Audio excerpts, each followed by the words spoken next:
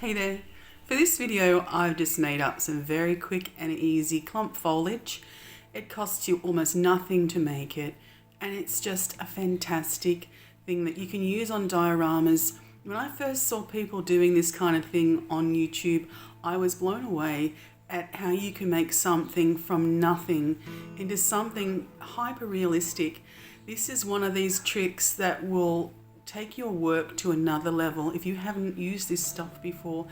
And I prefer to make my own because it is so much more varied than the stuff that you would buy. I've never bought it, but I feel quite confident that the homemade stuff is superior quality. I'm not just saying that because I made it, but it is fantastic when you put it on a diorama.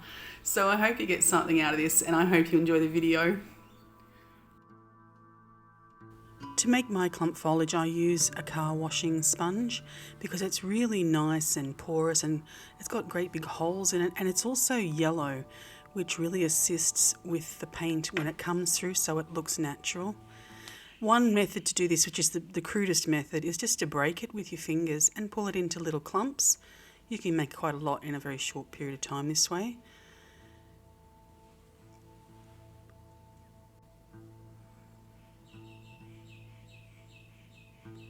And then the other method is to use just a wire brush and then just pull it away fairly coarsely. You'll get some really fine crumb with this and some bigger pieces. It depends on how hard you pull at the sponge. But I prefer this method because it just comes out nice and fluffy and light and like foliage. When you pull it with your fingers, you can get some angles on it, and it doesn't look quite as natural.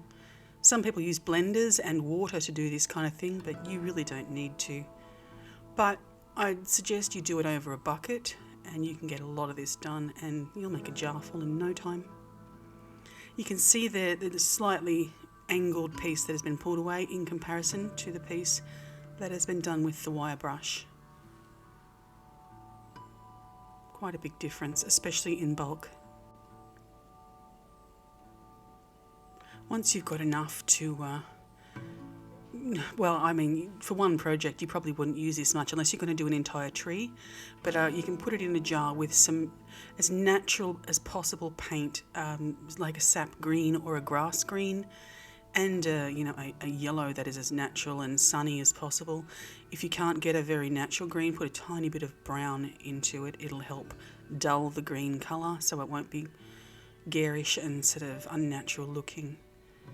As you can see, this kind of green, you don't want to use this. When it comes out, it looks almost fluorescent, and you can put brown in to try and tone it down a bit, but it still is unnatural in comparison to this sort of grass green. It's very important, and if you go using a natural yellow like this bright yellow as well with a bright green, you're going to get really bizarre looking unnatural clump foliage.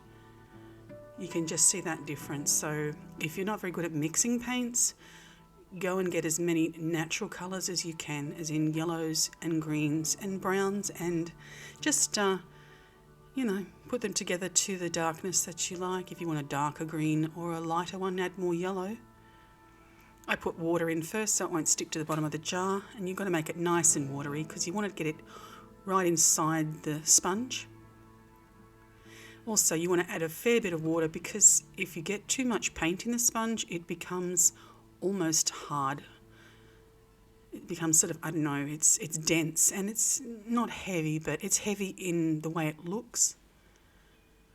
I poured some water into this almost empty tube of yellow because I want this to be running, so it's a good opportunity to get rid of paint that you've almost run out of. Even though I used the most natural green and yellow that I had on me to do this, and I did add more yellow to it, it still came out a little greener than I would have liked. But for a top foliage that's sort of in a sunny position, it's quite suitable. I had to lighten it, which of course made it look even more unnatural. You find the darker it is, the more natural it tends to look, and you can add a little bit of yellow paint on top of your dry clump foliage anyway to make it look sun-kissed.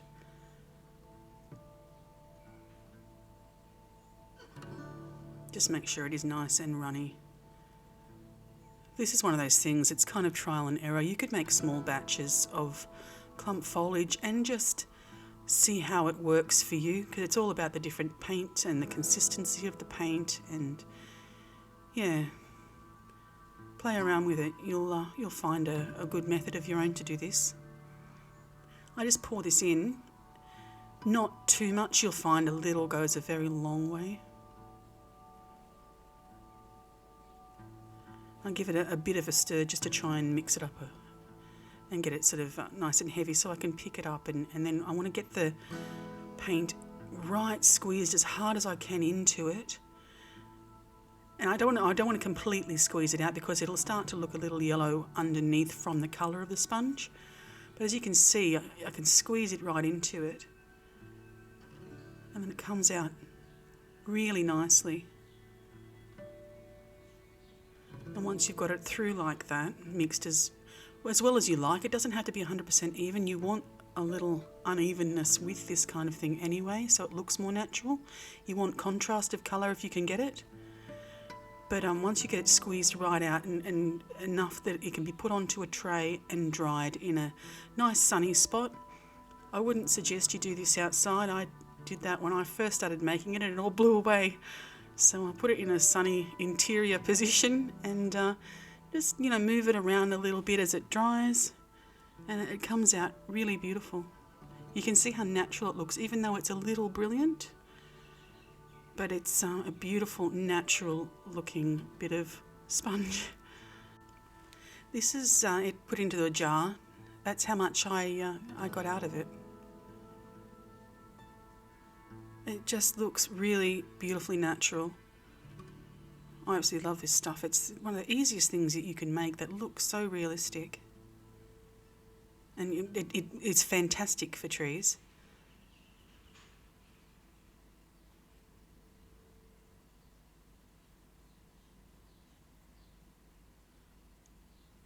This is one I had previously made. It's a little more mottled with colour.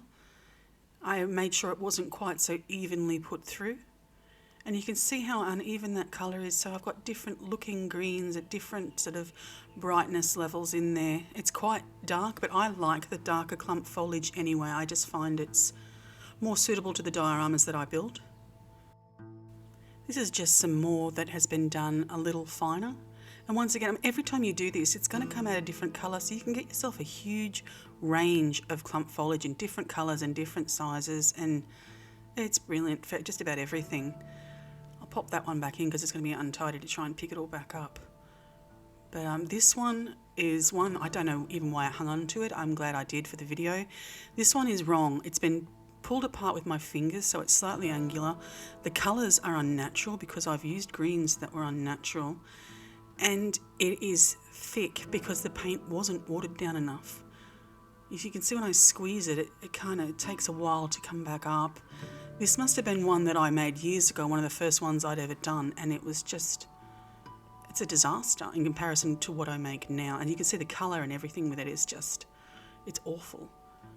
Very unnatural. So always be mindful of the colours that you use. When you are going for something realistic, it's all about colour. You can see the comparison, stark comparison. That's how you get good looking quality work. I'll chuck that in the bin. I'm glad I hung on to it though, so you could see exactly what this disaster is like. Look at it, it's just moving around like that, it's odd. And see how light and fluffy this one is? It's perfect. Yeah.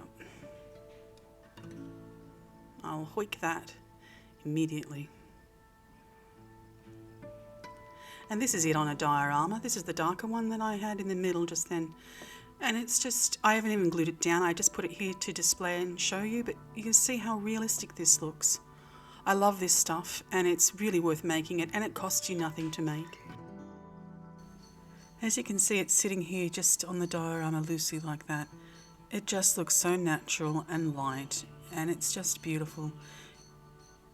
I really hope that you got something out of this, and I do hope to see you next time.